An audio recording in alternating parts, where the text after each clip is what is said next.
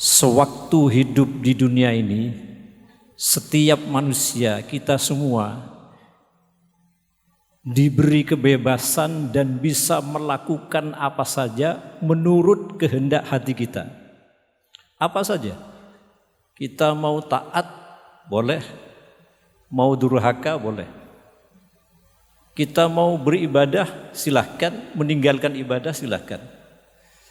Kita mau mencari rezeki yang diridhoi oleh Allah, silahkan. Mau mencari rezeki yang dimurkai oleh Allah, silahkan.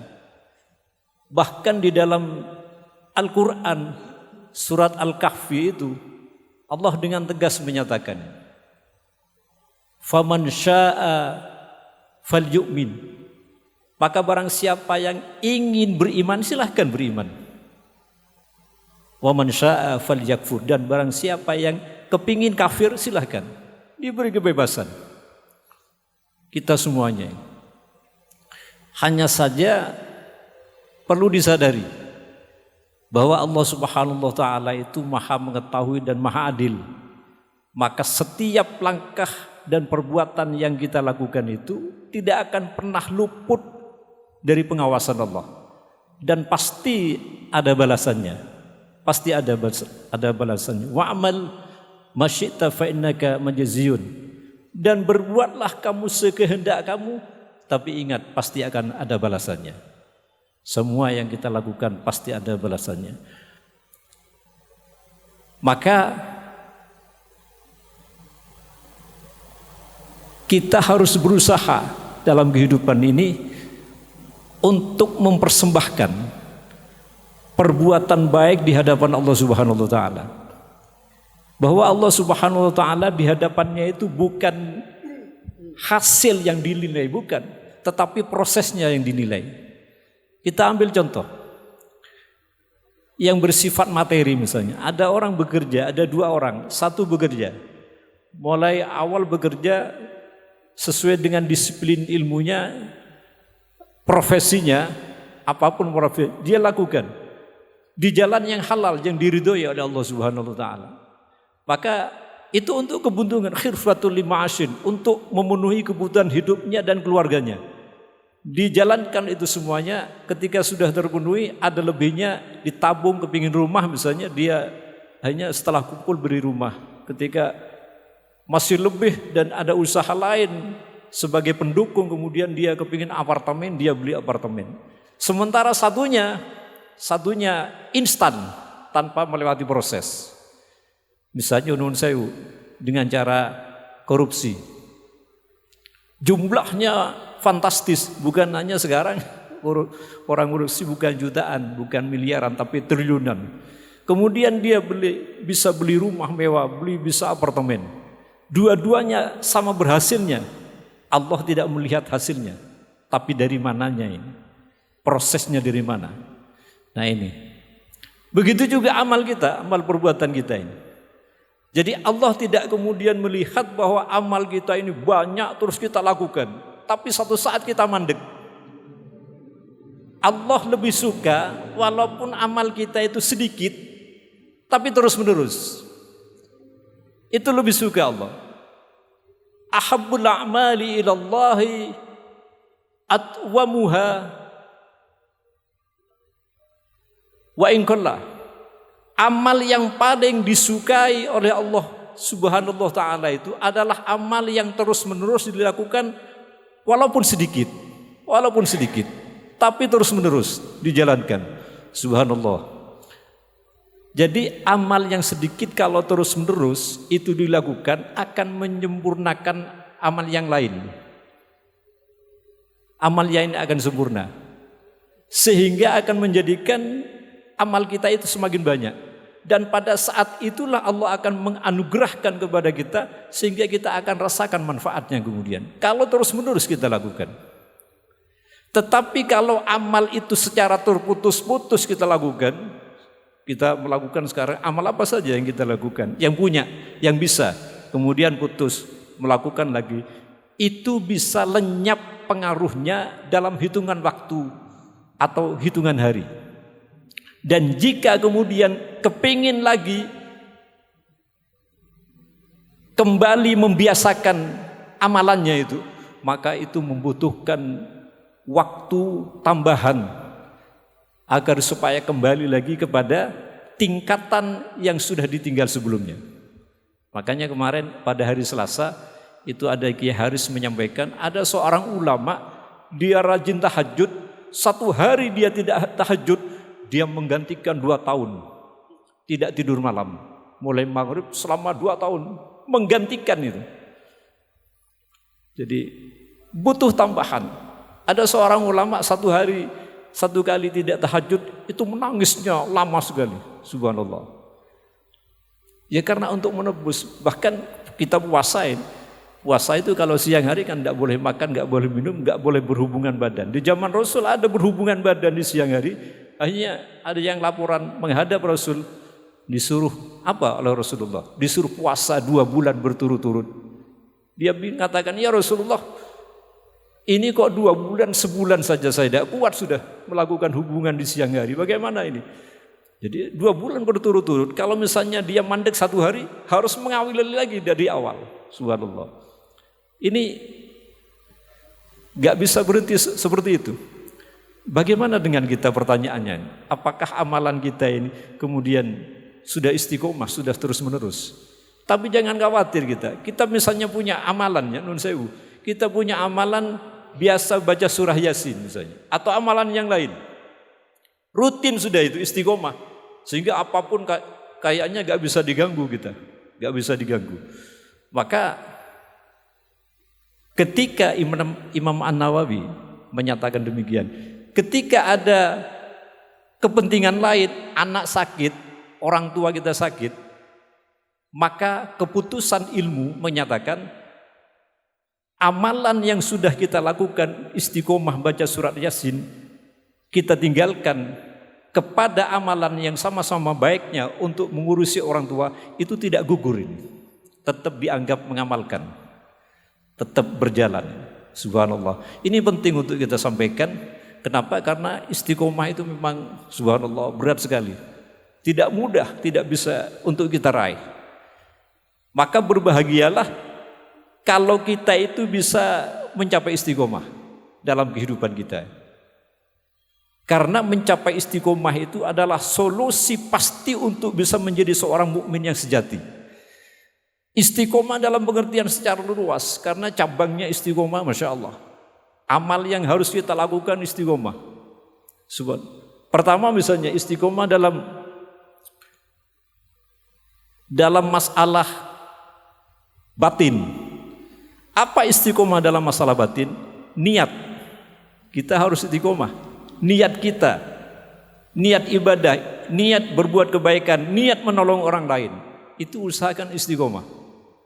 Innamal a'malu binniyat. Suatu perbuatan tergantung niatnya. Kalau salah niatnya, tidak dapat apa-apa kita. Kemudian ikhlas. Nah ini harus tetap ikhlas, ridho, tawakal itu masuk dalam istiqomah dalam masalah batin. Istiqomah dalam masalah pokok. Misalnya memegang teguh kitabullah dan mengikuti sunnah Rasul. Ini adalah istiqomah masalah pokok.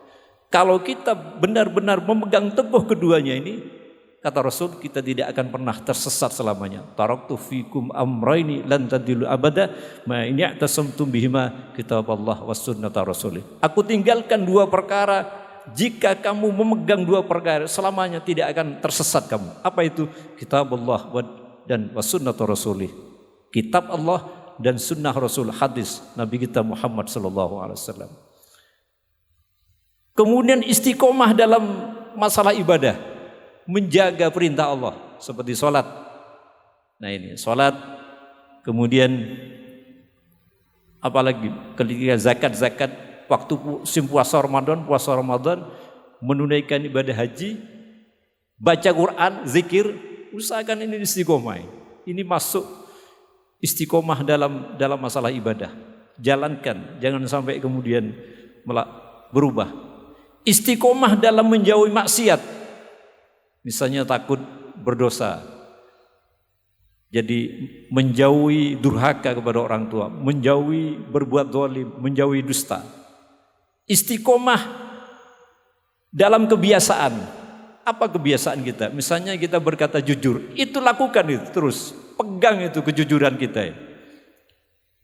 Nah, kemudian kita berakhlak mulia, akhlak kita bagus dalam kehidupan kita, bertetangga, bersahabat, kita baik kepada orang dan seterusnya. Orang lain menilai kita sudah baik, jangan dirubah. Istiqomahkan, jangan dirubah. Kemudian kita menahan marah, pemaaf, dermawan. Nah, ini istiqomah dalam kebiasaan kita. Istiqomah dalam bermuamalah.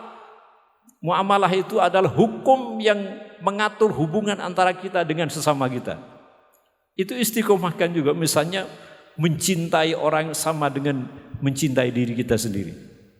Bersilaturahim, menasihati orang dengan kebaikan. Ini perlu dijaga. Yang terakhir itu ada istiqomah yang mensucikan jiwa. Apa itu? Jangan berbuat riya di dalam kehidupan ini. Riya kepingin tilem wong, itu dibuang ini. Kemudian mengingat kematian, itu adalah mensucikan jiwa kita. Begitu banyak cabang istiqomah itu. Maka mudah-mudahan perjalanan kita ke depan ini yang kita tidak tahu kapan batas yang akan diberikan oleh Allah Subhanahu wa taala ini, kita senantiasa dikaruniai hati yang istiqomah. Mudah-mudahan dalam mengarungi kehidupan dunia yang penuh dengan godaan, penuh dengan tantangan. Setelah kita meninggalkan 3 hal yang tidak pernah akan datang lagi kepada kita. Nah, kita ke depan beristiqomah setelah kita meninggalkan 3 hal yang tidak akan pernah lagi datang kepada kita, menemui kita. Apa itu? Perkataan yang sudah kita ucapkan. Kita mengatakan sepanjang kehidupan kita sebelum ini ngomong macam-macam. Apakah itu bermuatan baik, ujaran kebencian, nasihat macam-macam, sudah kita sampaikan. Ya. Ucapan itu nun sewu itu berasal dari lisan. Lisan ini adalah alat komunikasi, alat interaksi antara manusia dengan manusia lain. Kesalahan berucap berkata itu akan mengakibatkan fatal, menjadi fatal.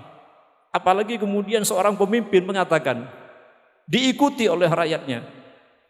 Terlebih lagi jika kemudian berbicara masalah hukum, ngomong dengan hukum, salah kemudian dipraktekkan oleh orang banyak, fatal. Tapi ketika ucapan kita itu baik, maka akan membuahkan amal soleh dalam kehidupan kita.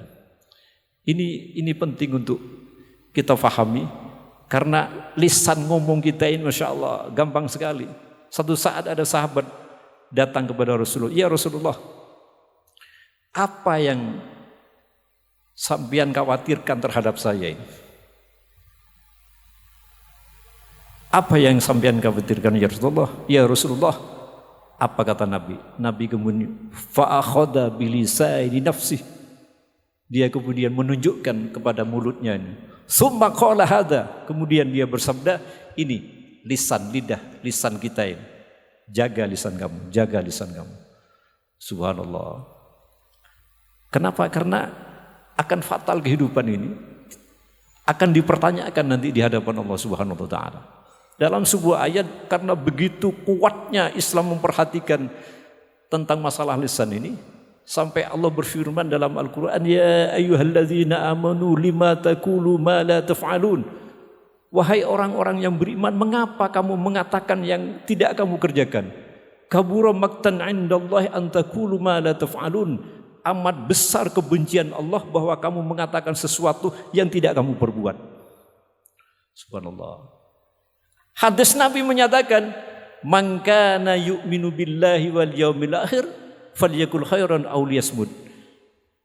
Barang siapa yang beriman kepada Allah dan hari akhir, hendaklah dia berkata yang benar, berkata yang baik, aw liyasmut, atau jika tidak bisa diam.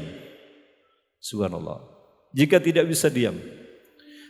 Nah, dari ayat ini firman Allah dan hadis Rasul sallallahu alaihi wasallam menjadi jelas bahwa begitu besar perhatian Islam itu memberikan pelajaran ketat kepada kita terhadap fungsi lisan ini. Yang pertama, fungsi lisan itu berhubungan langsung dengan keimanan. disebutkan di hadis itu tadi. Berhubungan dengan keimanan yang merupakan faktor fondamen bagi kehidupan kita sehari-hari.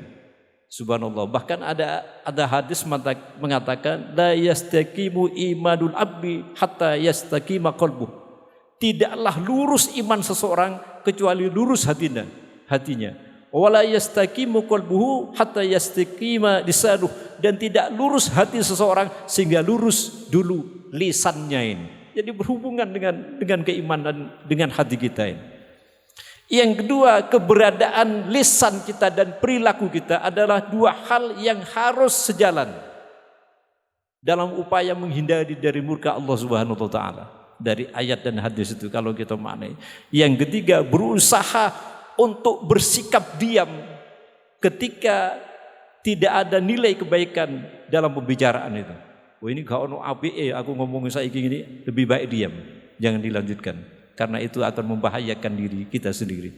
Nah, semuanya yang sudah berlalu itu, sudah berlalu, kita jadikan kenangan saja, kita buang. Tapi kita jangan kemudian kita buang, kita ingat untuk kemudian ke depannya kita perbaiki, sehingga kita istiqomah kemudian melakukan kebaikan, ibadah kepada Allah, berkata dengan baik, memberikan manfaat kebaikan dalam kehidupan. Ini yang pertama. Yang kedua, yang kita tinggal yang tidak bisa datang lagi kepada kita itu adalah waktu yang sudah kita lewati. Subhanallah, begitu banyak waktu disuguhkan oleh Allah kepada kita. Dulu pernah kita sampaikan bahwa waktu itu adalah aset terbesar yang diberikan oleh Allah kepada kita dengan kuota 24 jam sehari semalam. Semuanya diberi waktu 24 jam. Ada orang yang mampu memanfaatkan waktu dengan baik, tetapi ada juga yang kesulitan mengaturnya. Yang terpenting sebenarnya di perjalanan waktu itu bukannya banyaknya waktu yang sudah kita lewati, tapi seberapa banyak waktu kita gunakan untuk beribadah, untuk berbuat baik, untuk memberikan manfaat kepada orang lain. Nah ini, waktu yang sudah kita lewati, apakah seperti itu? Kalau tidak, nah sekali lagi ke depan kita harus bisa memanfaatkan itu. Yang ketiga, kesempatan yang telah kita abaikan. Masya Allah, banyak kesempatan nih, telannya berlalu begitu saja. Nun saya kadang-kadang yang sederhana, kita ini setelah sholat ada wiritan. Subhanallah, 33. Alhamdulillah. Itu kesempatan itu. Karena ada keterangan kalau sampai 40 hari bisa seperti naik haji orang seperti itu. Kadang-kala kesempatan itu tidak dipakai, tidak digunakan oleh kita. Kita baca yang lain kadang-kala. Tidak mengikuti imam. Subhanallah. Baca yang lain. Ini mengabaikan kesempatan. Nun sewu, saya itu punya teman. Nun sewu, temannya guru istri saya. Diumrohkan orang. Kesempatan diumrohkan, ACC sudah mau berangkat, tinggal kurang 6 hari dia datang membatalkan dirinya. Saya gak jadi umroh. Kesempatannya dibuang, padahal dibayari gratis. Subhanallah. Jadi idza amsayta fala tandari sabahah wa idza asbahta fala tandadil masa'a. Apabila kamu berada di sore hari, jangan menunggu datangnya pagi. Apabila berada di pagi hari, jangan menunggu datangnya sore hari. Untuk apa? Untuk secepatnya melakukan tobat dan seterusnya. Untuk secepatnya melakukan kebaikan. Manfaatkan waktu-waktu itu. Subhanallah, kesempatan manfaatkan dengan sebaik-baiknya. Wal tanzur nafsum ma qaddamat liwat, hendaklah setiap diri memperhatikan apa yang diperbuat untuk hari esok. Subhanallah. Ini lakukan semuanya. Kadang-kala kita gak bisa mengambil momen. Momen itu kita buang semuanya. Ada kadang-kala, non saya dulu pernah kita sampaikan ketika masuk bulan Dzulhijjah ada puasa Arafah namanya. Itu puasa itu menghapus 1 hari, menghapus dosa setahun yang lalu dan setahun yang akan datang. Kadang-kala orang momen ini itu tidak dimanfaatkan. Tidak dimanfaatkan. Kan eman itu. Subhanallah, kesempatan itu eman. Untuk menunggu tahun lagi, iya kalau umur kita masih ada. Kemudian kita datang, saya perhatikan nun sewu. Mau diingatkan ya juga, mudah-mudahan lewat ini aja. Begitu datang ke masjid, sholat 2 rakaat, langsung duduk. Barangkali sholat tahiyatul masjid. Tapi mengapa tidak memanfaatkan sholat fajar atau sholat qobliyah? Karena itu pahalanya sama dengan sholat sepanjang tahun. Eman sholat sepanjang tahun, 2 rakaat itu. Cukup hanya 2 rakaat. Tapi kadang-kala ada yang sholat 2 rakaat langsung duduk. Enggak sholat fajar atau qobliyah. Kan eman. Ini momen-momen penting. Jadi kesempatan-kesempatan itu terkadang ya kita buang. Jadi mari kita manfaatkan semuanya ini dengan sebaik-baiknya. Apapun waktunya ngaji kita harus baca Quran, waktunya ini, waktunya komunikasi, semuanya agar supaya menjadi investasi bagi kehidupan kita di akhirat. Ini yang barangkali sedikit dapat kami sampaikan. Mudah-mudahan sekali lagi ke depannya ini kita akan mampu untuk mengaplikasikan dalam kehidupan kita sehari-hari. Tentu saja kita berharap Allah memberikan kekuatan kepada diri kita, jasmani maupun rohani, untuk terus konsisten istiqomah menjalankan perintah-perintahnya, berbuat kebaikan dan memberikan manfaat kepada manusia lain. Ini yang barangkali dapat kami sampaikan. Kurang lebihnya mohon maaf. Assalamualaikum warahmatullahi wabarakatuh.